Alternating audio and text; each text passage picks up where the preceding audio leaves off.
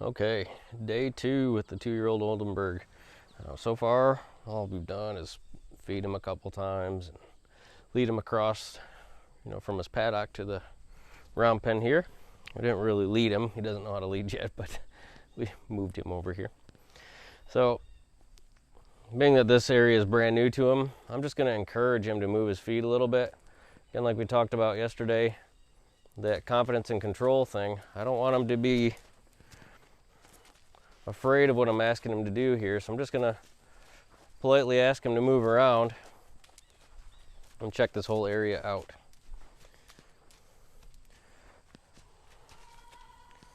Okay, if he wants to check in with me, I'm going to take advantage of that. Right. And right there, right away, you can see he went from saying hi to kind of nipping at my hand and stepping through me a little bit. So I'm just going to protect my space like you saw me do yesterday, and that's not going to work. I'm going to be a bit more assertive about that today. So let's move out. Get your feet moving for a little bit. I'm still going to allow him to check out this area. I'm not going to allow him to turn his tail to me. And I'm going to take this energy in a little bit here and start to use it to my advantage. Okay.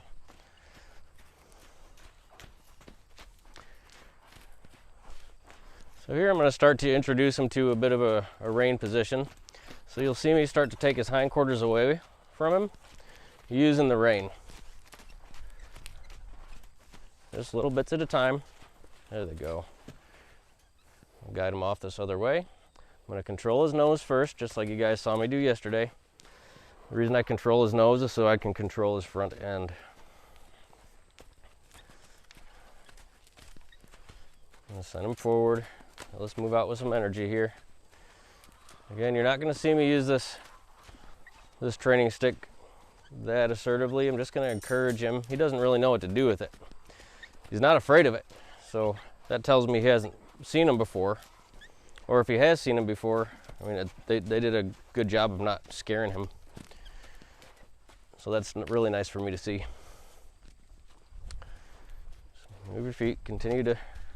I want him to check out the whole area. I want him to do it in motion. I'm gonna make some noise there if he tries turning tail to me. There's no need to crank him on the rear end there. Just making a little noise was enough to get his attention. He's probably gonna try it again right here, so I'm gonna be ready to catch that outside hind and say we're not gonna do that. Good boy. Right here. Send him off to the other side, just like you saw me do yesterday. Hold the space where his front feet are. Now if he bolts, remember if they bolt, I'm going to be quick to teach them to not run away. Okay. You can leave, you can even trot and canter, but you can't bolt. That was better. Now he's already thinking, hey, he's already starting to catch on that he can't run away at least. I will take his hindquarters away pretty quickly. That's better.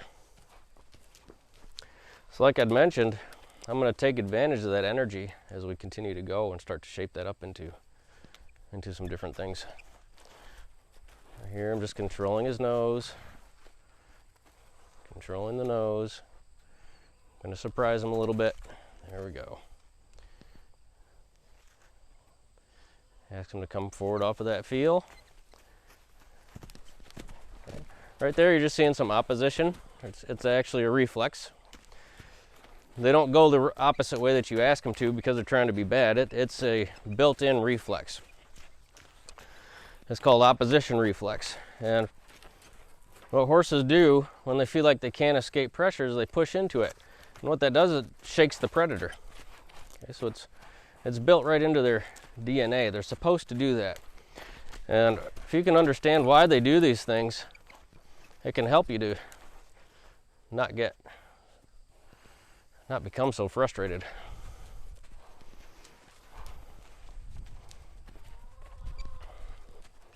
Oh boy, that's looking better. You can see as he's going around here, good boy. All I've really done is ask him to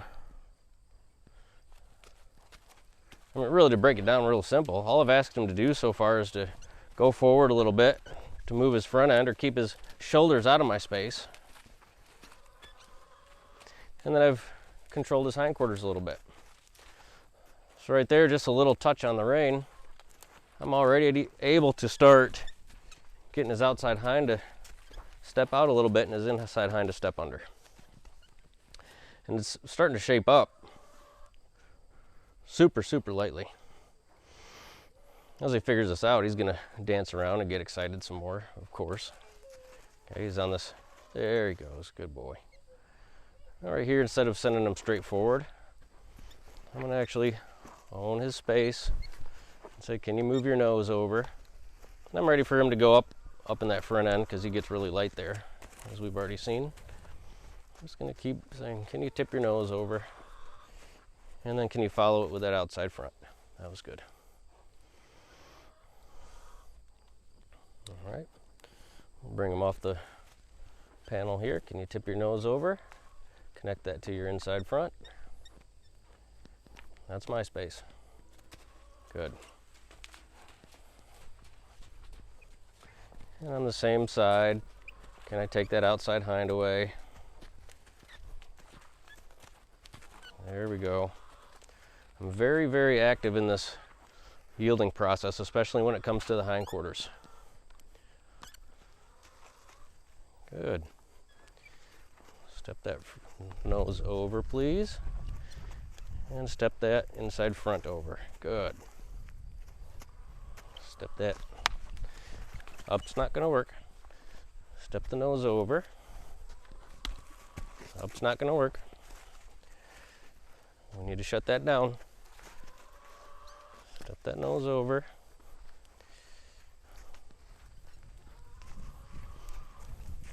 There. And then we'll turn that into some forward. And go forward. Okay. There's a little reaction to the string. So I'm gonna, actually instead of backing off, we're gonna take advantage of that opportunity. So you need to be able to, there, yeah. Okay, that's more opposition, which you guys are seeing there. Opposition reflex. I'm gonna stick with this here. Not give up. I'm not hitting him, I'm just touching him. I'm just touching him here. Take the hindquarters away on this side. There you go. Attaboy.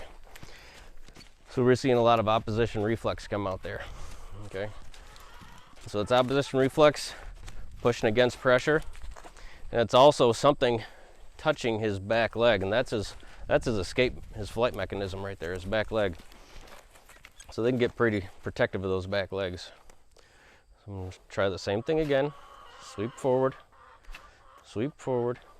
I'm going to step in, control his nose and his foot. Control his nose and his foot.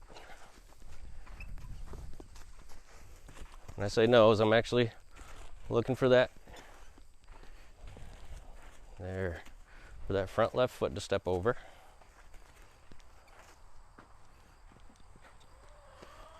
Front left foot.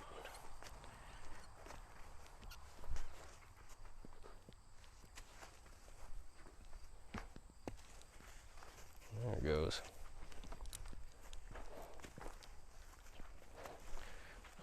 Front left foot. There you go. Step back. Push. Push. Push. Good. And I'm ready here with my hand to control the runaway if I need to. So right from the start, we're going to shorten the flight line. Okay? You don't run away from pressure. You don't run away from pressure, you don't run away from energy. I'm going to block. Notice I'm going to keep working on this right side a little bit, because he's having a harder time on this side. That seems to be a normal thing.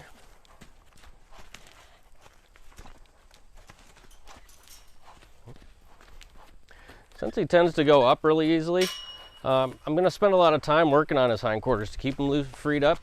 And then also, maybe he's learned in his past, I don't know, to use that as an escape mechanism. But I can reach really high with my training sticks. So you see me bring this stick up to say, you can't escape it up there. because I can get really tall. You might be close to 17 hands, but I can reach taller than that. This whole time you're seeing me work this rein quite a bit. It's really to get control of that outside hind. I'm very, very, very active in working the outside hind, or we'll just say working the hind end in this stage of the game. As he's going here, you can see he's much more confident on his left side. Take that outside hind away. Outside hind, inside hind steps under. Okay. Good. There goes the front end and forward. Right there, like we talked about yesterday, when they bring that shoulder right through your space like that, if you take their hindquarters away quickly, you can use that momentum to get their bodies away from you. Okay. So right here on the same side, I really need to get that shoulder out of my space before I think about sending the horse forward. And make sure you guys are aware of that. Especially a horse like this who'd have no problem jumping over the top of you. Okay, and then add forward to that, but don't run away. Good.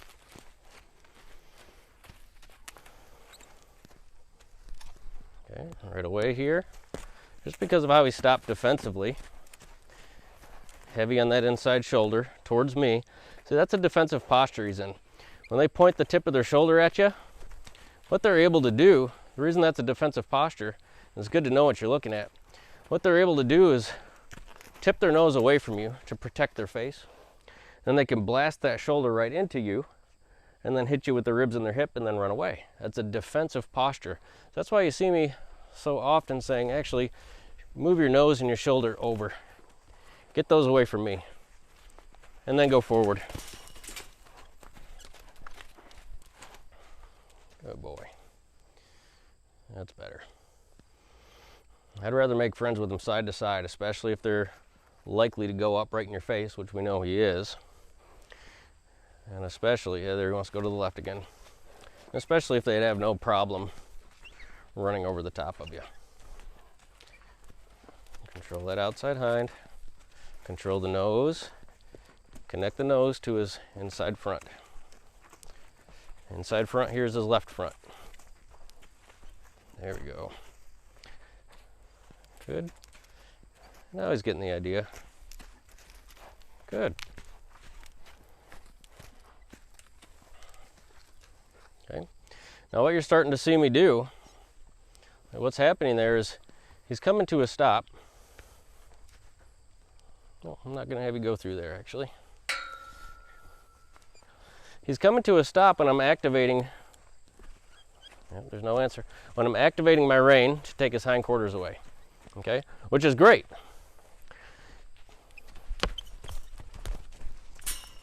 Okay. What I'm doing here is owning space. I didn't ask you to go through there. You're not allowed to go through there. Not if I own that space. Okay, shut that down again. He's getting a little impulsive there. He's like, I need to shoot through there. So this is a bit of emotional collection here. Okay. He's still in that defensive posture. I'm gonna keep owning his space and controlling his nose and his shoulder. Good. Good boy. He needs a minute for me to come in and rub on him.